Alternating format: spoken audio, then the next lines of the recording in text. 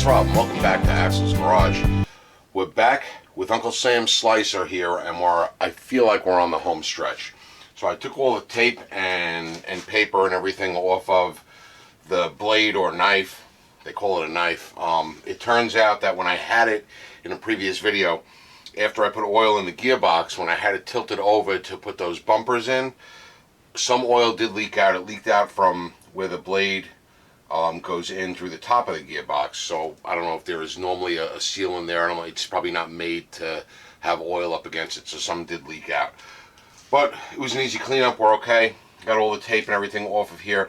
Now what I want to do is clean this up, and the blade itself, or the knife, does have, it's very sharp.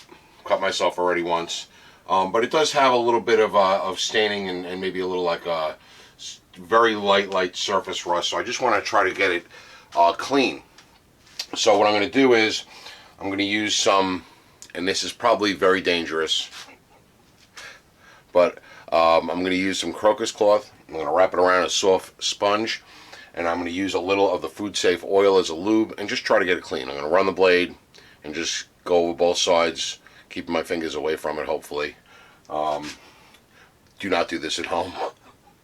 It's probably dangerous and stupid, but it's the best way that I can figure out how to do it. So hopefully when we're done, I have all my digits.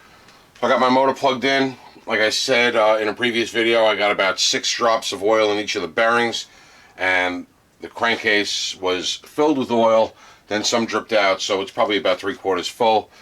Should be okay just to run it for right now.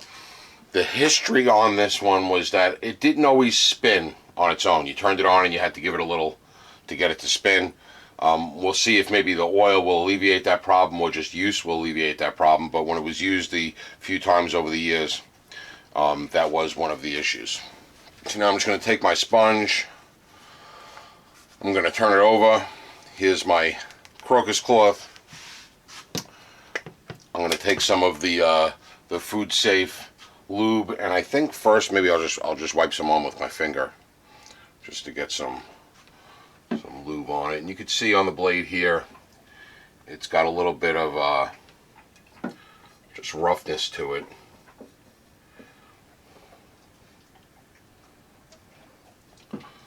So I figured now is the time to do this before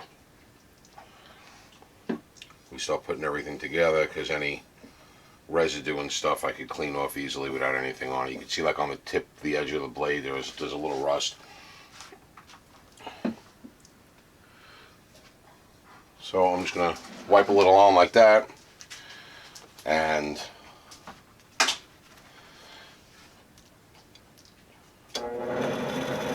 run it, and keeping my fingers away, I am just going to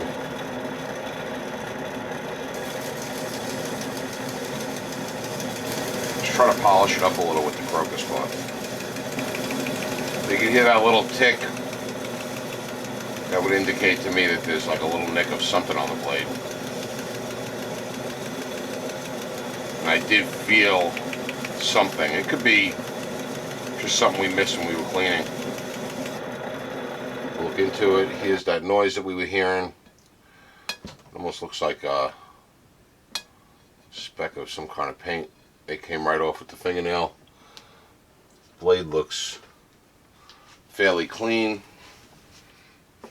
So I have some oil leaking out from the front bearing right out through the cap. I'll show you that. Let me move the camera. Alright, so you can see I got a little pool of oil underneath. The oil is leaking from this front cap. Now I don't know if this front cap is connected to here. I'm assuming it is, and the reason why I'm making that assumption is because I have oil coming out, and that's way more oil than I put in this front cap. So I would have to assume that it's from this port here.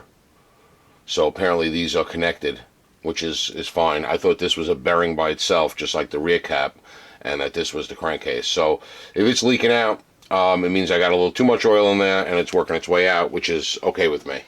I'll just clean up the mess when we're done and let it work its own level. It's clean oil on the clean paint, so we should be okay. You can see over here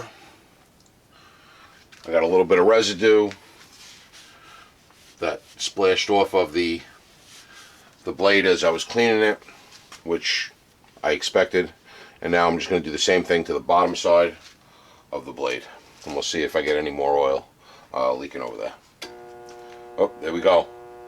So there's our jam. Let me back that camera up. All right, so there's our spot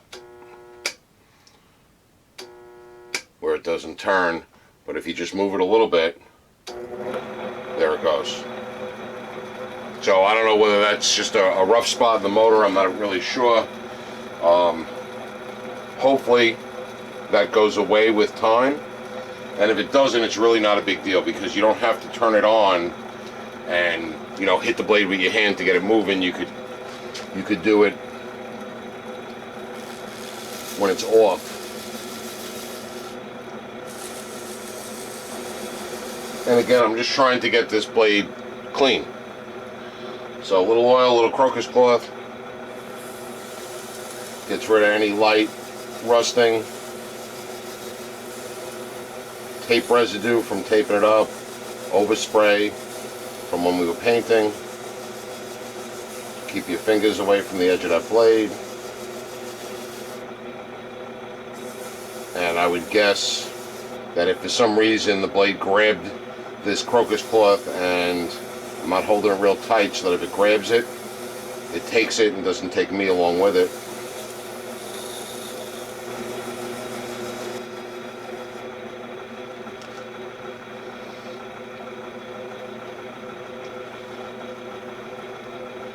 Another clean spot on the rag.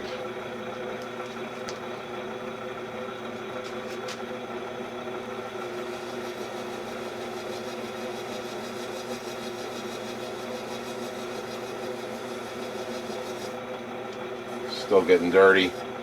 I'm going to keep doing it till it's clean. Much better.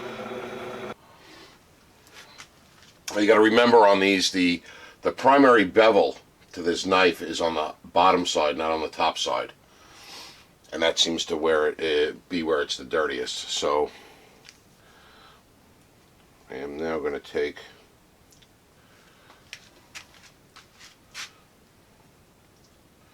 a little more food safe lube. Maybe that's the key. Move it backwards.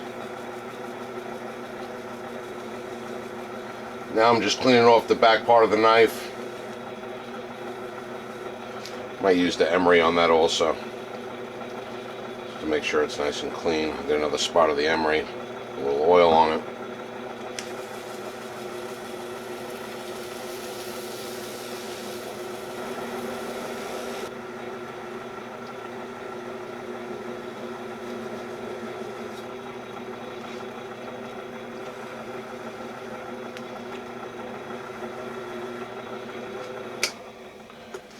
And let's see how it looks. Oh yeah, that looks pretty good. That blade's clean. I think we're in good shape. Looks like all of the oil that was going to spill out has spilled out, so now I can just wipe up the excess that got on this part of the slicer, and right down below the motor some dripped over there, so I'll wipe that excess up and we can start reassembly.